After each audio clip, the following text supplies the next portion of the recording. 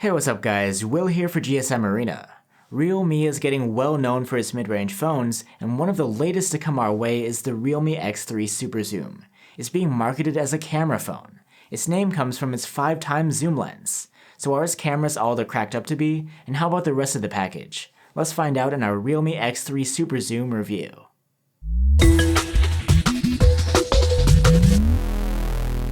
The X3 SuperZoom's sleek and eye-catching design language is really close to what we've seen from Realme lately. It's made of glass, with a frame that appears to be metal, but we suspect is plastic.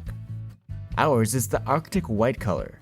The glass has a silky matte finish that feels great to the touch, and doesn't attract fingerprints so easily. One notable accent is a gold border around one of the cameras, the phone's namesake periscope zoom cam.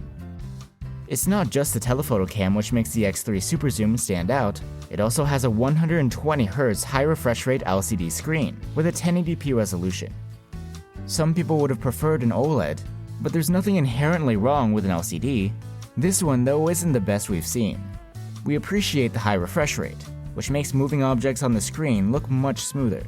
However, the display brightness can only go as high as 440 nits, which is not enough on a bright sunny day. The contrast ratio is nothing to write home about either. At least the colors are quite accurate if you tweak them in settings. For audio, you get a single bottom-firing loudspeaker, unlike some other phones from Realme that offer a stereo setup. Measured loudness is very good here, and sound quality is decent, but nothing spectacular. I can't escape, I'm seeing you everywhere. Words that you say. There is no headphone jack on the X3 SuperZoom, so using headphones involves plugging into the USB-C port or going wireless. You can keep plenty of songs on the device, as it comes with 128 or 256 gigs of storage on board, but that's it, it isn't expandable. For unlocking the phone, the X3 SuperZoom's fingerprint reader is located on the side power button, and it works decently well. Like other recent Realme phones, the X3 SuperZoom runs Realme UI over Android 10.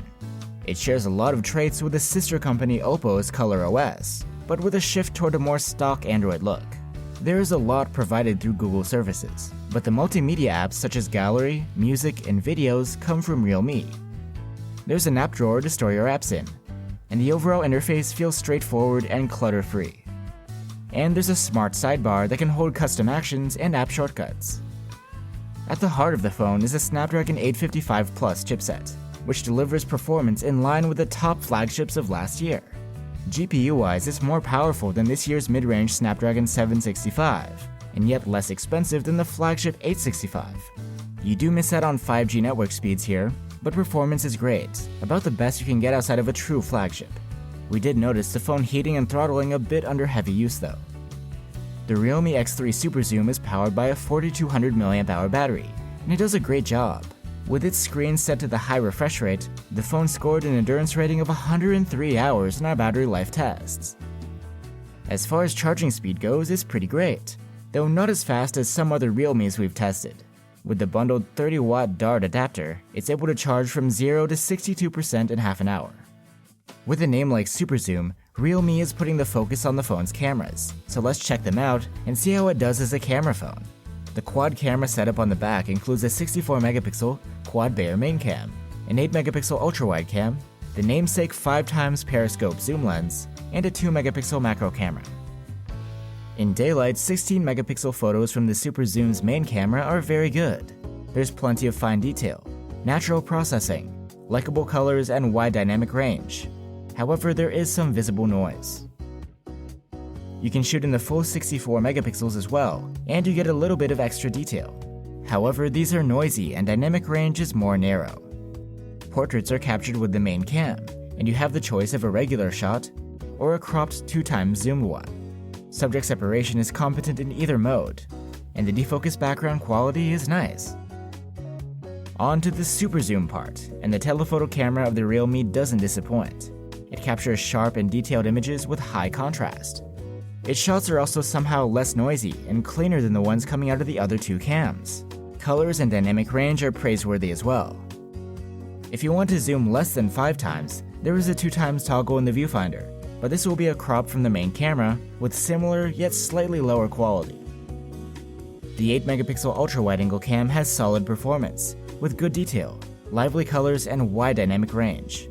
There is some noise, and you can sometimes see color fringing along the edges of objects. Now onto the macro cam. It's fixed focus, so it takes some doing to get a sharp photo, and even then, images look rather washed out, with poor dynamic range, and the detail level you'd expect from 2 megapixels. In low light, quality from the main cam isn't very good. These photos are on the soft side and quite noisy. Dynamic range isn't great and exposure is dark, and we're not fans of the reddish color cast around light sources. Night mode improves things a bit by giving the shadows a much needed boost. However, there is some stronger red color shift here. The ultra-wide-angle cam's images aren't good either, but they do have one redeeming quality: detail is decent in the well-lit areas. Dynamic range is pretty narrow though, and exposures are dark overall. Night mode does help a little with dynamic range in the highlights, but there's barely any boost in the shadows. The X3 SuperZoom will use the telephoto cam at night. It struggles here and underexposes badly. Night mode makes a subtle difference, but it's not enough. Moving on to selfies. There are 2 selfie cams here, a 32 megapixel main one and an 8 megapixel ultra wide. The main selfie cam takes really good shots with a ton of detail. Colors are pleasing and dynamic range is super wide. Selfies from the ultra wide have a different, contrastier look, and dynamic range isn't quite as wide. Colors are spot on though, and these are overall pretty good. Selfie portraits are just okay. Subject separation looks good, but since HDR is missing, you can get some blown highlights in high contrast scenes. Now onto video recording. The X3 SuperZoom can record in up to 4K at 60 FPS with the main cam. 4K video is good in quality, with a high level of detail and enough sharpening. Colors and dynamic range are excellent. If you zoom in 4K, the telephoto cam won't kick in. It will simply be a crop from the main camera with a loss in quality. You'll have to be in 1080p at 30 FPS to shoot through the SuperZoom lens. This footage looks quite good, with nice colors, contrast, and detail. The ultra-wide-angle cam is also limited to 1080p at 30 FPS. Its clips have limited dynamic range, but the colors, contrast, and detail are overall quite nice. Electronic stabilization is supported on the main cam all the way up to 4K at 60 FPS, and it's excellent at smoothing things out. EIS is also available on the other 2 cams, and that footage is generally stable, though we noticed some wobble and jitter from time to time. So that's the Realme X3 SuperZoom. You get a great looking glass design, a large high refresh rate LCD, competitive performance, great battery life with fast charging, and some versatile cameras with that big zoom. It all sounds pretty good, right? Well, it is, until you consider that the official price tag is 500 euros. At this price, a flagship killer price, the phone's shortcomings become a bit of a problem. You're missing things like stereo speakers, or a headphone jack, or even expandable storage.